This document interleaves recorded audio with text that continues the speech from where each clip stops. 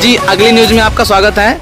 लक्ष्य न्यूज़ 99 में आपका स्वागत है और हमारे साथ में लक्ष्य कमांडर अजय बौद्ध जी हैं। मैं पूछना चाहूँगा, अपने देश में शिक्षा का सबसे बड़ा महत्व दिया जाता है। बाबा साहब ने सबसे पहले शिक्षा को ही प्रेरित किया और आज इस सरकार में 27,000 स्कूल बंद हो गए हैं या हो रहे हैं। तो आप ये बताइए, इस पे आपका क्या कहना है?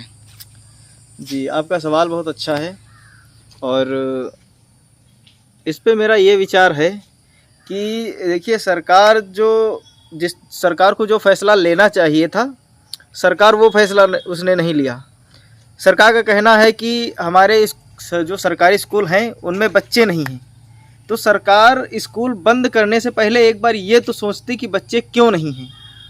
भाई, बच्चे आखिर क्यों नहीं आ रहे हैं सरकारी स्कूल में, और जो है इस पे विचार करना चाहिए था सरकार को कि आपको अपनी शिक्षा व्यवस्था को ठीक करना चाहिए था, ना कि स्कूल बंद करके आप बच्चे के भविष्य के साथ खिलवाड़ करते।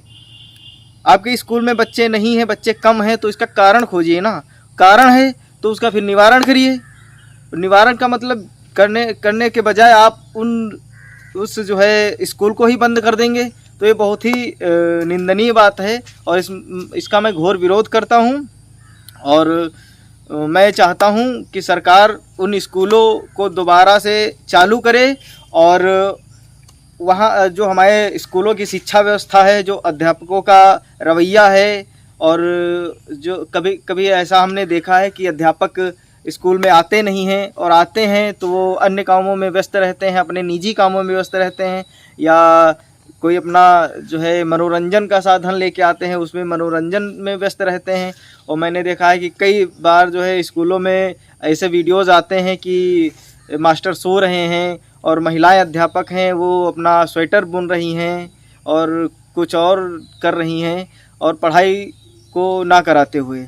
तो मैं सरकार से ये निवेदन करता हूँ कि आप इस पे ध्यान दें कि हमारे अध्यापक बच्चों को सही से पढ़ा रहे हैं। आखिर बच्चा छोड़ के जा रहा है स्कूल तो क्यों जा रहा है, उसका भी एक रीज़न होगा ना कोई, कि छात्रों को उतनी वो शिक्षा व्यवस्था अच्छी नहीं है वहाँ की, और वहाँ के मास्टर जो हैं वो ध्यान नहीं देते हैं बच्चों पे।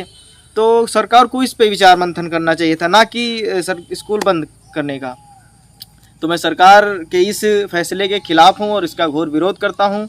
और मेरी जो है ये हाथ जोड़ के निवेदन है मेरा कि सरकारी स्कूलों को फिर से खोला जाए और जो है अपनी शिक्षा व्यवस्था को ठीक किया जाए, और अच्छे जो हमारे अध्यापक हैं, जिन अध्यापकों को ज्ञान है, उनको भर्ती किया जाए और जो है दोबारा स्कूलों को चलाया जाए। और दूसरी चीज़ ये भी है कि सबसे ज़्यादा हमारे गरीब समुदाय जो है उसको सबसे ज़्यादा दिक्कत होती है इस फैसले से, क्योंकि जो व्यक्ति मज़दूरी करता है, 200 रुपये की 300 रुपये की मज़दूरी करता है, वो अपने बच्चे को 10,000 15,000 की फ़ीस कहाँ से चुका पाएगा। तो ये इस फैसले से गरीबों की और जो हमारे गांव क्षेत्र के लोगों की, ये समझ लीजिए कि रीढ़ की हड्डी तोड़ दी है ये फैसला करके। सर, मधुशाला खुल रहे हैं पास में ही, 1 किलोमीटर के पास में 4 मधुशाला खुले हैं और पाठशाला बंद हो रहे हैं। इस पे क्या कहना है आपका? मधुशाला को लेकर क्या कहना है आपका? देखिए, ये तो आपकी अच्छी बात है कहीं जो है कि मधुशालाएं खुल रही हैं और पाठशालाएं बंद हो रही हैं। तो देखिए, अगर मधुशालाएं खुलेंगी तो उससे फ़ायदा सरकार को है। क्या फ़ायदा सरकार को है कि अनपढ़ रहेगा व्यक्ति तो मधुशालाओं की तरफ जाएगा और आपके बहकावे में जाएगा, और अगर पढ़ा लिखा व्यक्ति होगा तो आपसे सवाल करेगा, आपके अपने हक अधिकारों को जानेगा और आपसे सवाल करेगा। तो इसलिए सरकार की ये नीति है कि आपको अशिक्षित करके और आपको नशे की खाई में धकेल दिया जाए, ताकि आप स्वयं कोई फैसला ना कर पाएँ, अपने हक अधिकारों के लिए ना लड़ पाएँ, और जिस तरह सरकार चाहे आपको चलाए। बहुत बहुत धन्यवाद आपका, और बने रहें लक्ष्य न्यूज़ 99 में।